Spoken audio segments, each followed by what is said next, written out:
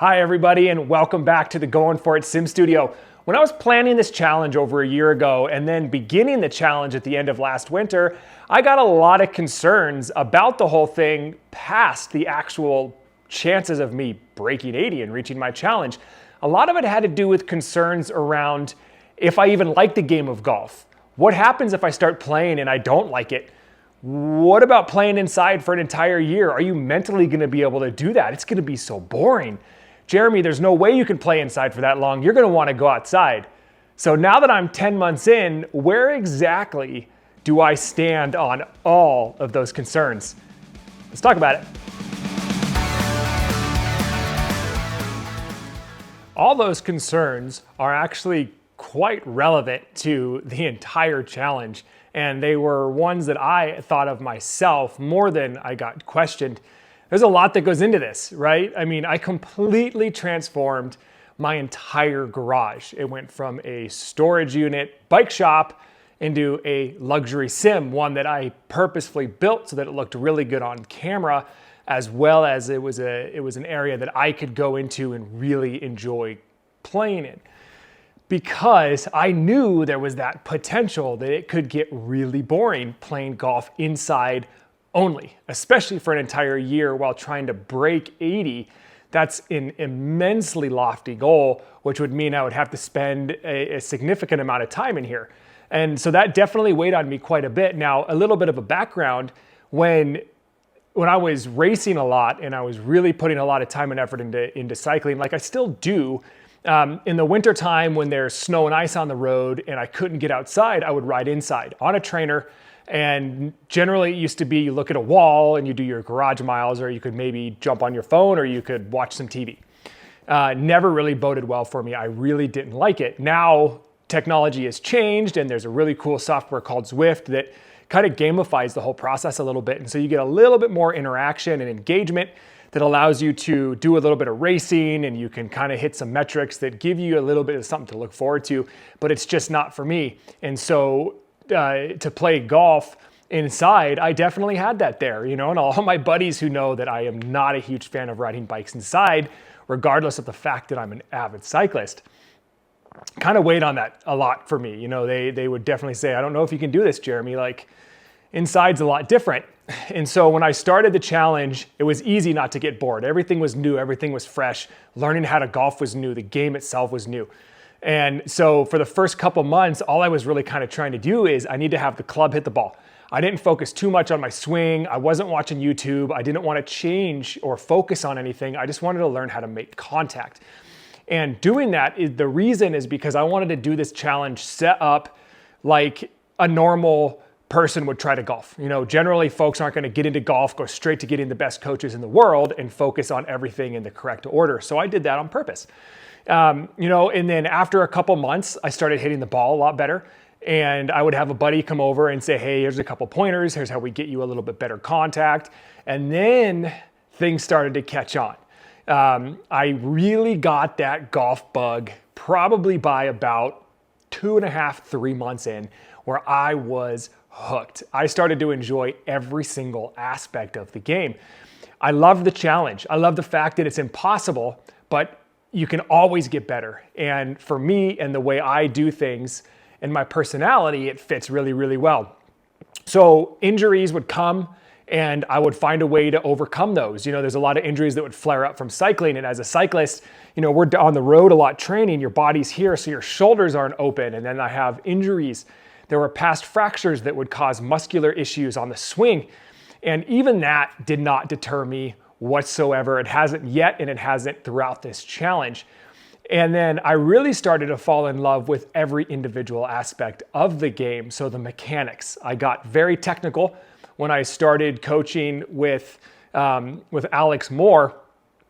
He's a really technical type of guy, and I really enjoyed that. I was able to learn the technicalities of the golf swing, how to speak about it, your pressure points, your centers of gravity, and that really kind of got me into instruction where I just wanted more. I wanted to learn why things were happening, where it was going to go, and how I was going to set myself up for the future.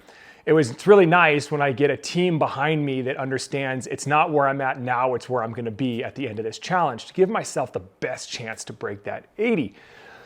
So from there, I started looking at equipment and diving into that rabbit hole, and that just became so much fun. The one thing I will definitely do in the next year is get my own golf club custom equipment. I want to get just whatever mechanics, whatever machinery I need to build my own clubs and get a loft and lie machine, play around with all that stuff. That's going to be fun. I can see myself being quite the gear nerd.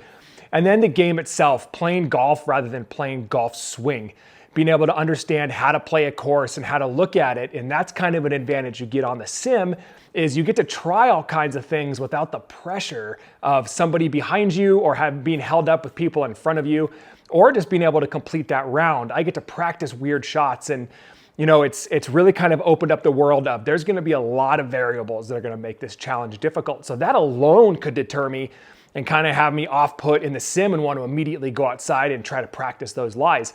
Yeah, I went to a practice range a little bit, and I would roll some putts and do some chips and some really short shots and hit the grass range, but those are still relatively clean lies. And so I've definitely been able to practice playing golf as I would play golf outside, not taking crazy tiger lines, trying to read a course the right way, make sure my misses are what I'm aiming for when I'm going for a green or gonna lay up a little bit. So from there, it kind of went back to the mechanics, and I did start to get a little bored around midsummer. The weather was really nice. All my friends were playing golf. I'm in a simulator just hammering day after day after day, and it started to get a little bit mundane. And right about when that was starting to happen, Alex was like, hey, we really need to fix your takeaway. Your club is wide open up at P5, and we need to clean that up. And that changed everything. I immediately lost my game, and I spent a month and a half, almost 2 months, working on dialing in that takeaway, and I have no idea how I would have done that outside. I think that's where progression becomes so difficult with the standard golfer. They're not gonna wanna waste the time to make such a large change, and to go get practice in is really difficult. When you have a simulator, it's easy. You just go out in your garage, in your game room, wherever you're at in your house, whether you're outside even, hitting into a net, you're able to practice that stuff. And so that got me right back into it, and I gained an appreciation of trusting the process. In cycling, we trust the process regarding our fitness. Your coach gives you an outlook to your A race, your B race, your C race, and you build and you come down and you build again, and hopefully you peak for those A races. It's hard when you're doing it. It's a lot of work, and you kind of don't have control over what you're doing, and you're trusting the process. And so working with Alex, I did just that. And we were able to come through that swing change, and now my swing has gotten to a level that I would assume is pretty impressive for playing only 9, 10-ish months of golf. And that has just made that golf bug grow. It's so good. I love this game so much. I have absolutely fallen in love with every aspect of it.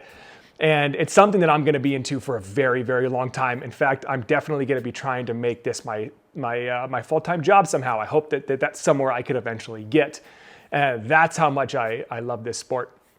And I'll definitely keep riding bikes. Like, don't get me wrong, that's never going anywhere, especially at somewhat of a high level.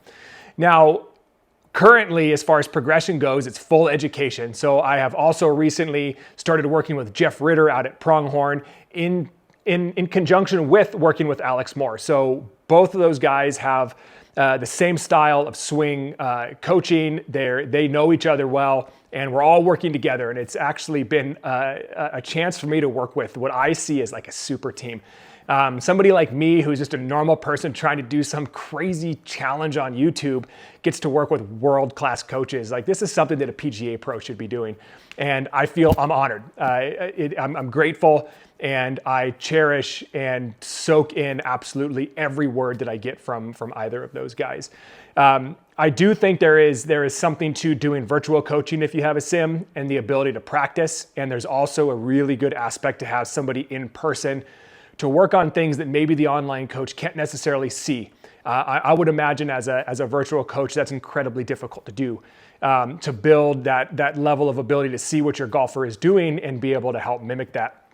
It's also really cool to be able to practice drills and certain moves with somebody there, to be able to say, oh, no, that's not what you want to do. You want to do this. So combining in-person and virtual is my 100% recommended route to becoming a better golfer if that's what you're aiming to do. If you just want to become good enough at golf to be able to go play and have fun, there's definitely a level of both coaches you could utilize, and you just don't necessarily need to do it as much, right? You just need to do it and be clear and honest with your coach. Be like, hey, this is all I really want to do. I just want to get to this point, and I promise you they're gonna absolutely get you there.